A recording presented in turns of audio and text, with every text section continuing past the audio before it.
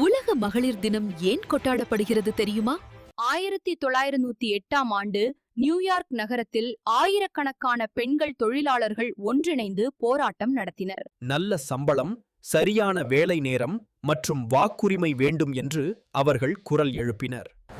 1910ஆம் ஆண்டு கோபன்ஹேகன் நகரில் பெண்களுக்கான ஒரு முக்கியமான சர்வதேச மாநாடு நடைபெற்றது. 1910ஆம் ஆண்டு நடைபெற்ற அந்த மாநாட்டில் ஒரு சமூக ஆர்வலர் பெண்களுக்காக ஒரு சர்வதேச தினம் இருக்க வேண்டும் என்ற யோசனையை முன்வைத்தார். அந்த யோசனை உலகம் முழுவதும் பெண்களிடையே விரைவாக பரவத் தொடங்கியது. 1911ஆம் ஆண்டு முதல் பல நாடுகளில் பெண்கள் தினம் கொண்டாடத் தொடங்கப்பட்டது. 1975ஆம் ஆண்டு ஐக்கிய நாடுகள் சபை இந்த நாளை அதிகாரப்பூர்வமாக அங்கீகரித்தது. அதன் பிறகு மார்ச் 8 உலக மகளிர் தினமாக உலகம் முழுவதும் கொண்டாடப்படுகிறது.